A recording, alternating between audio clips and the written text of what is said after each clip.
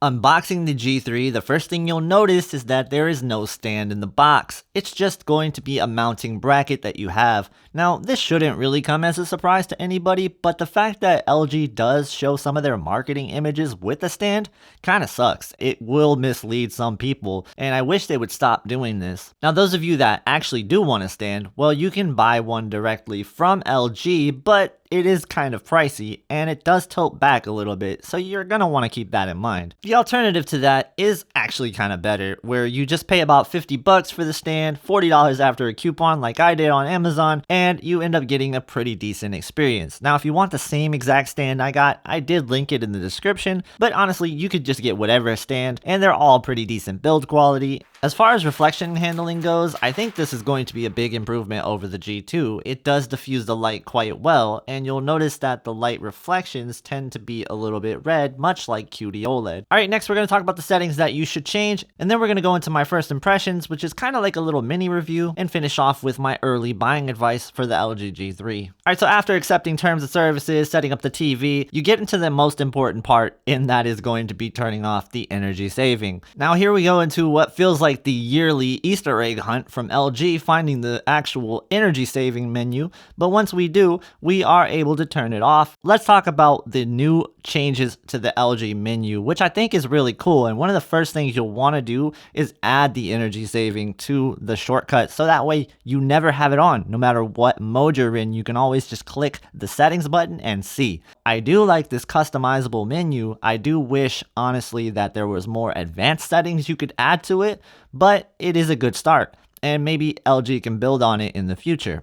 Those of you that are always confused on what picture mode to use, be confused no longer, because you do have a new AI personalized picture wizard. This is actually going to be you picking your picture preferences through some pictures, and then the AI determining what you might like. Now, it is kind of hit or miss. You might not get the result you want, but I have found that the results end up looking better than me just throwing the TV into vivid mode, so give it a shot. You might actually like it. Now, I think most people will probably gravitate towards having this on either Cinema Home or Cinema or Filmmaker mode, and since people always want my opinion on picture settings and what picture settings I would use personally for picture pop, here are my settings for Cinema Home. Really not too much of a tweak here. I would change color down to 55 or 50 because out of the box it is at 60, and I find that to be too saturated even for my tastes. Expression enhancer is awesome, and I think that leaving it on brightness might give you the best results, and using this in combination with the already on dynamic tone mapping for Cinema Home is going to give you a pretty good experience. Keep in mind, Cinema Home out of the box is going to be at warm 30, so if you like a warmer color temperature, you're going to be wanting to change that to warm 50. But again, color temperature is really up to you. That's your personal preference, and you should set it to how you like. Now, I'm definitely not an expert when it comes to more accurate settings, but I do use Filmmaker mode, and I have reduced the color depth because it is pretty saturated out of the box, even in Filmmaker mode. I have it next to the S95C, and it was crazy how much more saturated it was than the S95C. It almost feels like LG is trying to do their best Samsung impression. The Dolby Vision on this TV is far too dark. I have seen so much crushing in shadows on Dolby Vision. It's something that is apparently a bug, and it will get fixed in the future. Now, before we move on to the first impressions, if you're enjoying this content and you want to see more content like this in the future, please consider hitting the subscribe button and clicking the bell for notifications for when I live stream or post a review. Remember, it costs you nothing and it helps the channel grow, so thank you so much for your support. So what are my actual first impressions of this TV so far? So let's start in movies, TV shows, actual video content. I think overall, this is a really good looking TV. LG has truly outdone themselves with the amount of brightness capability that this TV has, and the amount of color brightness actually shocked me, to be honest with you. I did not expect this. It is pretty saturated out of the box, so if you're not a fan of that Samsung look, funny enough, I don't know that you would like the G3 unless you change some color settings. It is truly doing its best Samsung impression. It's actually doing more than what the S95C is doing that is Samsung-like. It's kind of funny, but I think these TVs definitely have some sort of personality disorder this year. Now, when we're talking about the actual picture quality as far as processing goes, it does seem to be an improvement over the G2, but I need to dive into that a little bit more in my final review when we talk about that aspect. I think overall, this is a huge improvement over the LG G2 in terms of the video and movies and TV show watching. Now, one of the biggest questions that you'll get with the G3 is MLA worth the hype? Is it living up to the hype? I would say yes. The ability that this TV has with MLA is quite spectacular, and I would say that it's caught up to QD-OLED in a lot of scenes. Now, there are going to be some cases, I think gaming specifically, where you will see QD-OLED still separate, but in regular content, man, the G3 is very impressive, and it's going to hold its own against QD-OLED. So yes, this is a true upgrade for LG OLEDs, which we have not seen in a very long time. So quickly, let's touch on game mode. Let's talk about game mode changes. So you do now have a 444 pass-through, which is going to be a great addition for PC gamers, and you do have some new game optimizer options. Now, when I first booted up the TV, I was kind of wondering why the heck the game genre selection was locked.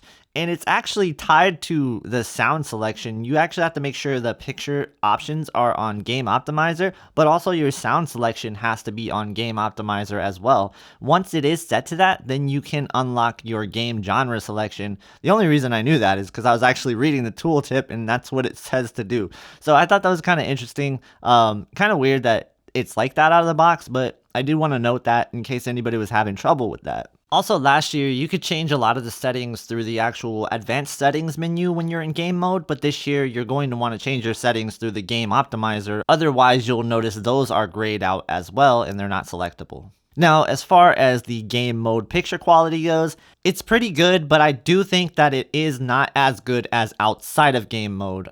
The reason why I say this is because I did a live stream where I compared it to the S95C, and I'll do a real comparison video as well, but early on I'm just seeing that there is not that separation that I'm seeing with the G3 and the S95C, where outside of game mode, I'm seeing scenes where the S95C is being beaten by the G3, but inside of game mode, there's no scenes where I see that at all. So I can't help but think that something is up with game mode and LG. It just seems like it's not up to the standard of the LG G3 and what it's capable of.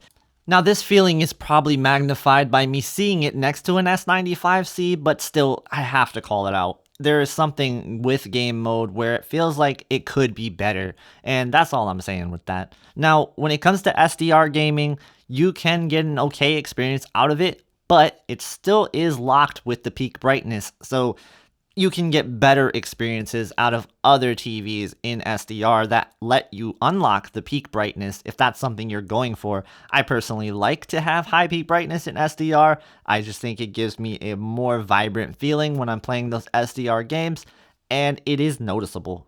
It is very noticeable, so I wish they would just let you unlock it, especially with the capability of the G3. It is capable of delivering high brightness SDR, so give me that in game mode, please, LG, if you're listening. Do a firmware update, unlock this if you can. That would be amazing. Alright, now for the buying advice segment. I just want to start off by saying don't feel too pressured into buying right now, as TV prices are going to go down and you're going to see a drop in prices starting even in May. So that's something that you want to keep in mind when we're talking about prices. And don't forget, whenever I do see a sale or anything new pop up, I will post it in the community tab of the channel so you keep up to date. And if you decide to buy the G3 or any other TV at all, when you finally do make that decision, if you could consider using my affiliate links, it does help out the channel, and I can't thank you guys enough for doing that. All right, let's talk about the options that are available for you. Should you get a G3, or is there better options? I think that if you're looking to buy the G3, there is pretty much nothing comparable to it on the market right now as far as LG goes. There's nothing that you can get that is on the level of this. So if you're just locked into LG OLEDs, this is the one to get. It is by far the biggest leap that LG has made with their OLEDs yet. Now, are there TVs on the market that are almost as capable as the LG G3 but at a cheaper price? The answer is yes. Something like the Samsung S95B is really close to the LG G3. And while the G3 might beat it in some scenes, it is very, very comparable, which you will see in a side-by-side. I will say that the game mode is better on the S95B, but outside of game mode, the G3 wins that one. But it is a fraction of the price. But that one is not available in 77 inches, so for that, if you want a cheaper price, you're going to have to look towards the Samsung S90C 77 inch. Of course, if you're not a fan of Samsung and you wanted something closer to the LG G3, the A95K is still out there, but it is not as capable of the G3 in terms of the overall peak brightness that it can reach. The G3 is an amazing TV. There's no way to slice it, and I can't wait to do all my comparisons with it, so stay tuned to the channel if you don't want to miss that. If you want to watch a comparison between the S95C and the LG G3, check out this video right here, and if that's not up yet, I do have an S95C versus S95B video that you can watch right next to it.